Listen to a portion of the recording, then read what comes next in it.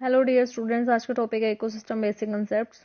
Ecosystem shows the interaction of living and non living factor of the environment. Ecosystem permanent भी हो सकता है, natural और temporary भी हो सकता है, और आर्टिफिशियल भी हो सकता है। कंपोनेंट्स की अगर बात करें तो कंपोनेंट्स में सबसे पहले है composition of biological communities, quantity और डिस्ट्रीब्यूशन जो है नॉन लिविंग मटेरियल्स का, जैसे कि न्यूट्रिएंट्स है, वाटर है, और कंडीशंस हो सकती हैं कि एग्जिस्टेंस करने के लिए किस तरह की कंडीशंस हैं, जैसे कि टेम्परेचर है, लाइट है। ओडम के अकॉर्डिंग अगर हम देखें तो ओडम ने बताया था कि जो कंपोनेंट्स हैं वो दो तरह के हो सकते हैं, जैसे कि बायोटिक कंपोनेंट्स और एबायोटिक कंपोनेंट्स। बायोटिक कंपोनेंट्स में इंक्लूड होते हैं autotrophic and heterotrophic organisms. Abiotic components में आ जाएंगे नॉन लिविंग कंपोनेंट्स।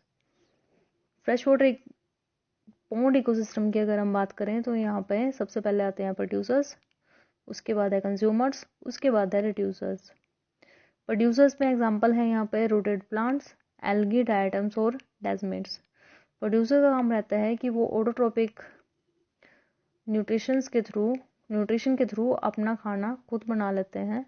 कंज्यूमर्स की अगर बात करें तो कंज्यूमर्स में सबसे पहले एग्जांपल है पैरामेशिया और वाटरफ्ली। सेकेंडरी कंज्यूमर्स में है small fish, water battles. Tertiary consumers में है लार्ज फिश, क्रेफिश। और रिड्यूसर्स की अगर बात करें तो वहाँ पे है बैक्टीरिया, फंजाई। उसके बाद है एबायोटिक फैक्टर्स की अगर बात करें तो उसमें है materials, air, water, minerals in organic debris. Trophic levels की अगर बात करें, ट्रॉपिक लेवल्स में होता है एक ग्रुप ऑफ ऑर्गेनिजम्स जो कि आपस में एक सीरीज के थ्रू इंटरकनेक्टेड होते हैं। तो जैसे कि आप यहाँ पे देख पा रहे हैं कि प्रोड्यूसर्स हैं सबसे पहले, उनके ऊपर फीड कर रहे हैं हर्बीवोर्स पे फीड कर रहे हैं प्राइमरी कार्निवोर्स पे फीड कर रहे हैं सेकेंडरी कार्निवोर्स, और सेकेंडरी कार्निवोर्स पे फीड कर रहे हैं टर्शरी कार्निवोर्स या फिर टॉप कार्निवोर्स। इन सब की डेथ के बाद उनके ऊपर फीड करते हैं डिकम्पोजर्स, जिसको हम रिड्यूसर्स भी बोलते हैं। उसके बाद है फूड चेन। यहाँ पे एक simple sea food chain figure में है, देखने को मिल रही है आपको। देखिए, सबसे पहले है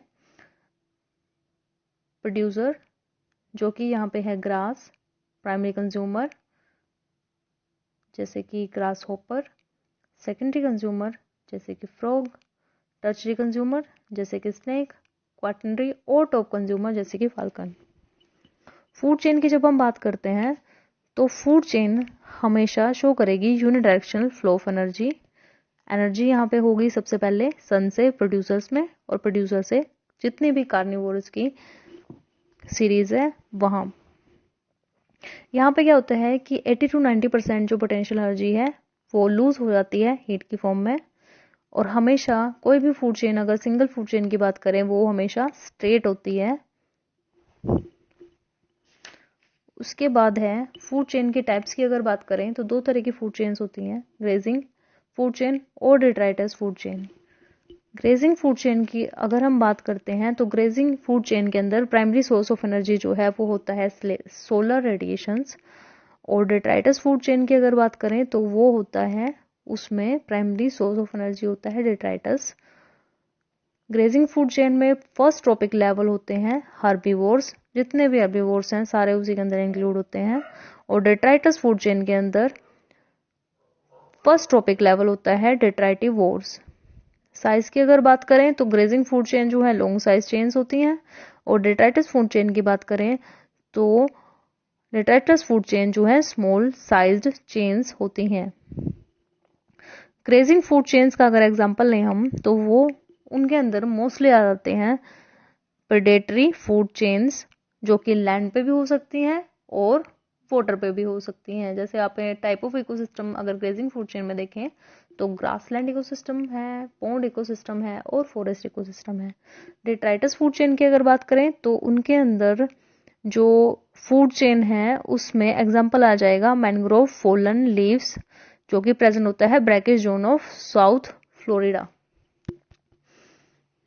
तो ग्रेजिंग टाइप फूड चेन्स में अगर हम ग्रासलैंड की बात करें तो प्रोड्यूसर हो जाएगा ग्रासेस, हार्बीवोर्स आ जाएंगे insect, rats, mice, rabbit. Primary consumer हो जाएंगे फ्रॉग, स्नेक्स एंड फॉक्सेस।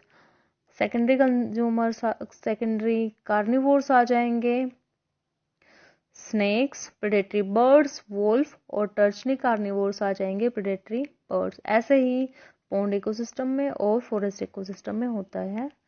उसके बाद डेट्राइटस फूड चेन में सबसे पहले डेट्राइटस में आ जाएगा mangrove, fallen leaves and dead bodies. Detritivores आ जाएंगे fungi, bacteria, protozoans. Detritus consumer आ जाएंगे और यहाँ पे insect larvae, crustaceans, mollusk and fishes. Small carnivores आ जाएंगे minnows and small game fishes.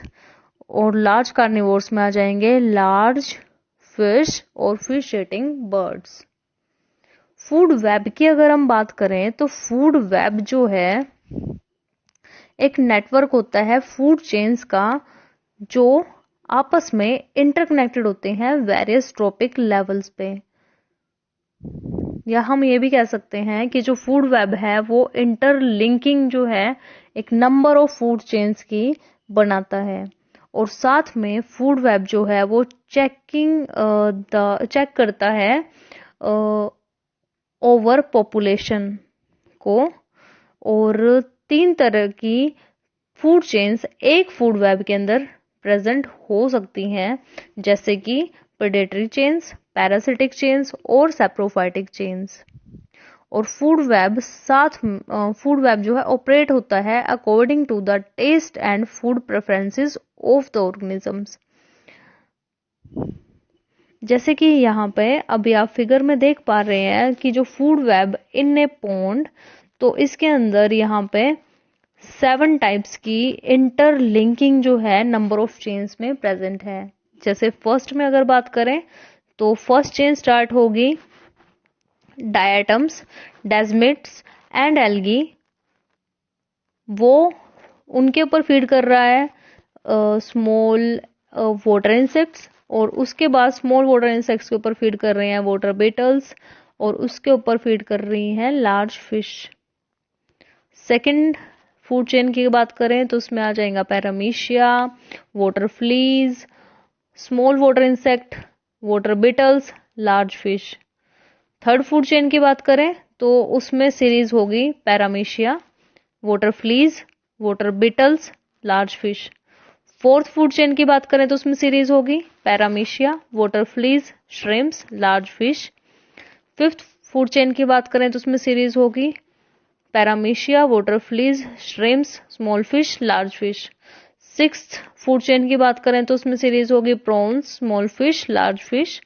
और सेवंथ फूड चेन की अगर बात करें तो उसमें आ जाएगा प्रॉन्स और लार्ज फिश। एनर्जी फ्लो की बात करें तो एनर्जी हमेशा सिंगल डायरेक्शन में जो है फ्लो करती है। तो सबसे पहले एनर्जी आएगी सन के थ्रू प्रोड्यूसर्स के पास। प्रोड्यूसर से एनर्जी शिफ्ट हो जाएगी हर्बीवोर्स में, हर्बीवोर्स से कार्निवोर्स में। और आफ्टर दैट जो है डेड बॉडीज की डिकम्पोजिशन के बाद जो है डिकम्पोजर्स क्या फॉर्म करते हैं, सिंपल इनऑर्गेनिक कंपाउंड्स। हमेशा 10% एनर्जी ही एक ट्रॉपिक लेवल से दूसरे ट्रॉपिक लेवल तक शिफ्ट होती है। 80 to 90% जो है एनर्जी हीट की फॉर्म में और रेस्पिरेशन की फॉर्म में। अगर लिविंग ऑर्गेनिज्म है प्रोड्यूसर्स और जो कंज्यूमर्स हैं उनके केस में रेस्पिरेशन के थ्रू भी लूज हो जाती है।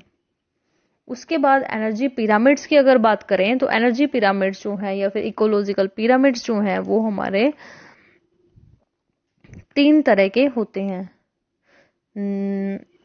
इकोलॉजिकल पिरामिड एक तो होता है नंबर के बेसिस पे, एक बायोमास के बेसिस पे और एक एनर्जी के बेसिस पे। तो इकोलॉजिकल पिरामिड जो है एक तरह से ग्राफिकल रिप्रेजेंटेशन है ऑफ इकोलॉजिकल पैरामीटर्स जो कि डिफरेंट ट्रॉपिक लेवल्स पे एक फूड चेन के अंदर प्रेजेंट होते हैं। तो जैसे कि आप यहाँ पे देख पा रहे हैं तो सबसे पहले है पिरामिड्स ऑफ नंबर, जिसके अंदर क्या होगा कि जो प्रोड्यूसर्स हैं बेस पे प्रेजेंट होते हैं, मींस प्रोड्यूसर का नंबर ज़्यादा होता है एज कंपेयर टू बाकी जितने भी ऑर्गेनिजम्स हैं। जैसे कि सबसे ज़्यादा नंबर जो है प्रोड्यूसर बेस पे प्रेजेंट है, तो सबसे ज़्यादा नंबर प्रोड्यूसर का है। जैसे कि यहाँ पे फर्स्ट डायग्राम के अंदर आप देख पा रहे हैं, जो कि ग्रासलैंड इकोसिस्टम का एग्जाम्पल है। तो सबसे पहले क्या है, हर्बेशियस प्लांट्स प्रेजेंट है। उसके बाद सेकेंड ट्रॉपिक लेवल में हर्बीवोर्स आ जाएंगे, जिसमें ग्रास होपर्स, रैट्स, रैबिट्स हो सकते हैं। थर्ड ट्रॉपिक लेवल पे आ जाएंगे कार्निवोर्स, जिसमें लिजर्ड्स और स्नेक हो सकते हैं। और टॉप कार्निवोर्स में आ जाएंगे हाक्स और पिकॉक्स। सेम ऐसा ही पिरामिड ऑफ नंबर जो देखने को मिलता है पॉन्ड इकोसिस्टम के केस में। अगर हम फॉरेस्ट इकोसिस्टम की बात करें तो वहां पे प्रोड्यूसर्स का नंबर, मतलब ट्रीज का नंबर जो है कम होता है as compared to the herbivores, क्योंकि एक सिंगल ट्री के ऊपर काफी सारे बर्ड्स जो हैं, डियर हैं, एलिफेंट है, वो फीड कर सकते हैं। उसके बाद हर्बीवोर्स से कम नंबर होता है कार्निवोर्स का, उसके बाद है उनसे कम नंबर होता है टॉप कार्निवोर्स का। लेकिन अगर हम पैरासिटिक इकोसिस्टम की बात करें तो पैरासिटिक इकोसिस्टम के केस में जो पिरामिड है वो इन्वर्टेड होता है। इन्वर्टेड होता है इसका मतलब क्या है कि जो टॉप कार्निवोर्स हैं वो उनका नंबर मैक्सिमम होता है as compared to the producer. उसके बाद पिरामिड ऑफ बायोमास की बात करें तो पिरामिड ऑफ बायोमास में भी सेम चीजें आ जाएंगी जैसे कि हमने पिरामिड ऑफ नंबर के केस में बात करा। तो जैसे यहाँ पे ग्रासलैंड इकोसिस्टम है तो सबसे पहले जो है प्रोड्यूसर्स आ जाएंगे, उसके बाद प्राइमरी कंज्यूमर, उसके बाद सेकेंडरी कंज्यूमर और उसके बाद टर्शरी कंज्यूमर। मतलब बेस पे जो है नंबर ऑफ ऑर्गेनिज्म मैक्सिमम मिलेंगे और जैसे जैसे हम टॉप की तरफ जाएंगे वैसे वैसे ऑर्गेनिज्म का नंबर जो है डिक्रीज होता चला जाएगा। लेकिन अगर हम पिरामिड ऑफ बायोमास की बात करें तो पिरामिड ऑफ बायोमास अगर हम बात कर रहे हैं पॉन्ड इकोसिस्टम में तो वहां पे क्या होता है कि जो पिरामिड है वो इन्वर्टेड मिलता है। जैसे कि पिरामिड ऑफ नंबर के केस में हमने बात करी थी तो वहां पे पैरासिटिक इकोसिस्टम के केस में पिरामिड जो है इन्वर्टेड था। ऐसे ही पॉन्ड इकोसिस्टम की जब हम बात करेंगे तो पॉन्ड इकोसिस्टम के केस में पिरामिड ऑफ बायोमास जो है वो इन्वर्टेड मिलेगा।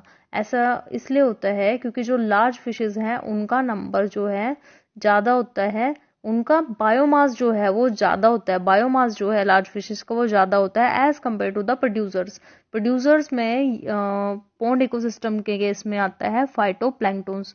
अब फाइटोप्लैंक्टन्स जो है उनका बायोमास तो फिशेस से ज्यादा नहीं हो सकता, तो इसी वजह से यहाँ पे हम इकोलॉजिकल पिरामिड को इन्वर्टेड शेप में ड्रॉ करते हैं।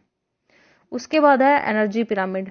एनर्जी पिरामिड जो है हमेशा अपवर्ड डायरेक्टेड ही मिलेगा हमेशा, क्योंकि क्या होता है कि ऑटोट्रॉफ्स जो हैं वो क्या है, सोर्स ऑफ एनर्जी हैं।